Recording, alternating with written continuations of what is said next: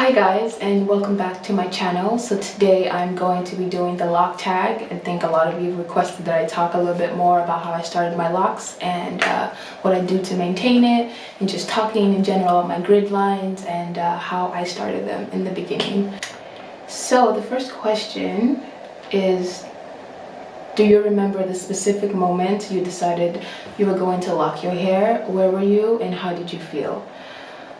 So I think I finally decided it one day after I washed my hair and I was detangling it and twisting it and putting products in it, and I was like, I never ever want to see a comb in my life ever again. I never want to have to use a comb. I just want my hair to be free. I just want it to just be. I don't want to have to manipulate it with any type of tools. And I think this was, somewhere around senior year of college. In the beginning, I was just kind of researching and I was like, I think it's time to burn the combs and just let my hair be. What method did I use to start my locks? I started it with braids. I literally just braided it individually. It took me like 2 whole days. I could not feel my arms or my bum after it was done. But I think I started with around 201 locks or braids, and then from there on I just interlocked it. How old are my locks? So I started them on April 1st, 2016. So they are about, they're almost 2 years old, right? So I think they're like 20 months old at this point.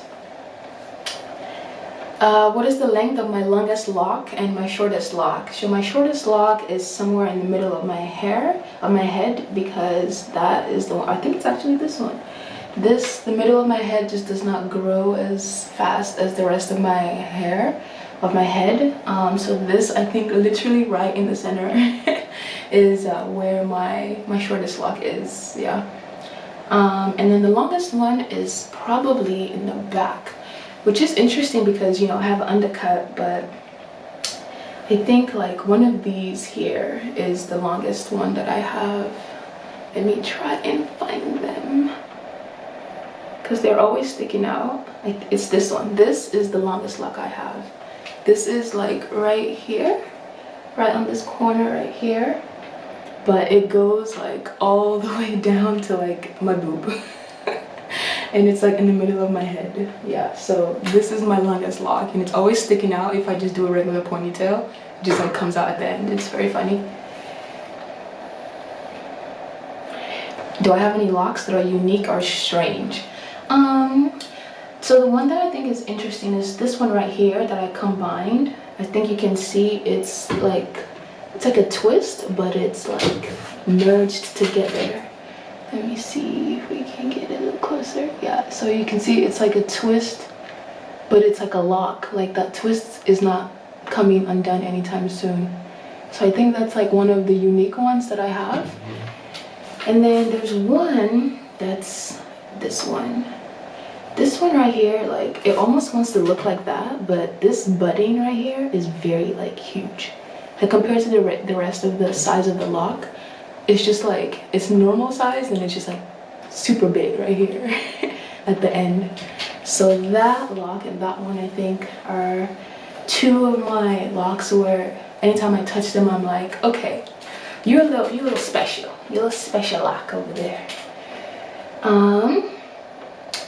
How many locks do I have currently? So right now, I don't know exactly how many I have. I know that when I did the undercut, I started off taking like 20 locks, and I went again and I took more off, and I think then I had like an extra of like 15. So I think I took off a total of like 35, and I combined like 5 locks, so I'm thinking I have about 150 locks at this point.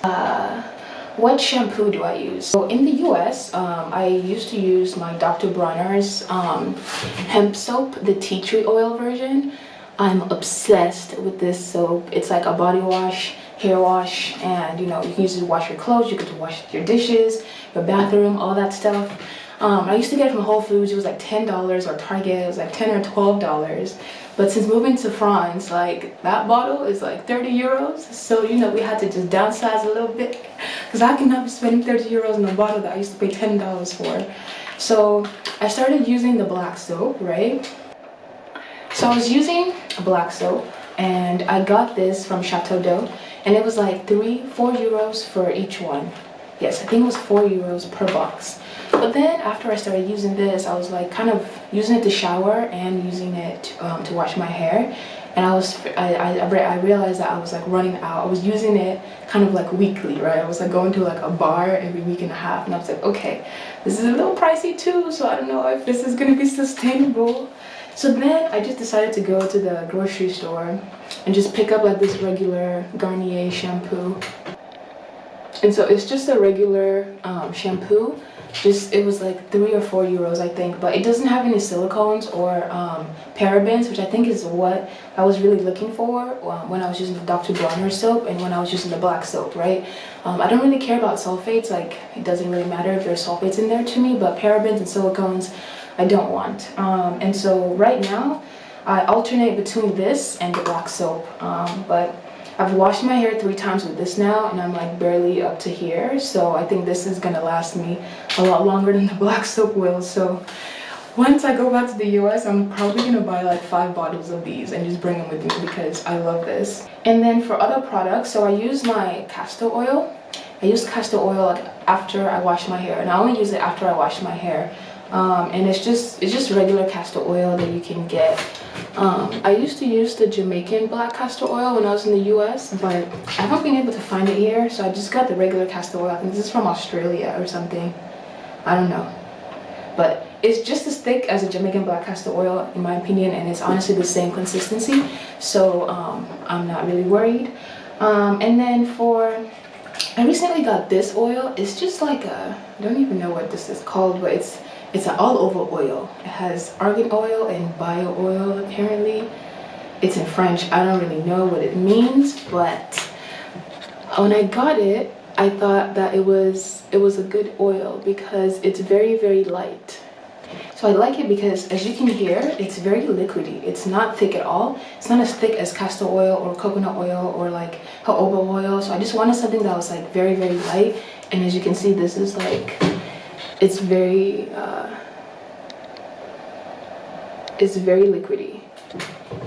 And so because it's very liquidy, it's very light, and so I can use this like in between washes to moisturize my hair or my scalp, and I don't have to worry about like buildup because it's very light, and I can also use it on my body. So I like products that have double duty. You know, you can use it to wash your hair, use it to wash your body, you can use it to moisturize your hair and moisturize your body. It's like perfect, all in one.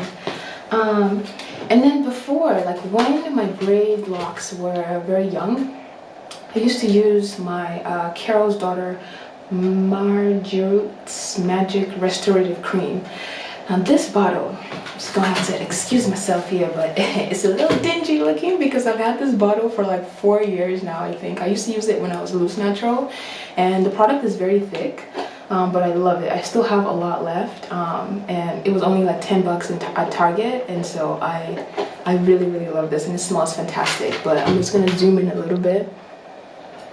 You can't even see what's written on it anymore because I've used this so much. It's just like dead, but I still have product in there, as you can see. This is one of my favorite natural hair products, and for locks, for newly locked people, because you know, when you first start your locks, they still feel basically like natural hair, like loose natural hair, until it actually locks and forms, and then it becomes its own like lock, you know. But until then, you kind of still have to treat it a little bit like natural hair and still kind of moisturize it like you would with natural hair. And so when I started the braid locks, I thought I would just transition from washing my hair, putting oil on my scalp, and just la la la la la, it's all fine. But then I realized that my hair was getting dry, kind of like, you know, if you have loose natural hair, you wash it, you don't put anything in it, I mean, it's gonna be dry, right? So for the first, I would say like 8 months, I was using this. I would wash my hair with my Dr. Bronner soap, and then I would just put that like a little dollop, not even, almost like a quarter of what I used to use when I used it on my loose natural hair. Just rub it up and just like run it through my hair, and like each strand, and like my hair was fine for like that week, and I washed it and like repeat, right? But then after like a year, I tested it, you know, especially after I bleached my hair. I didn't have to put any more like conditioners on my hair anymore. Like my hair was fine, it was just oiling my scalp, and it was good. It wasn't dry, and it didn't feel stiff, and it didn't feel weird. So I stopped using that. So I don't use that anymore, but it's just there just in case I go through a period where my hair decides to be super dry again. I need to like put back moisture in it. I have something that I know actually like works for me, right?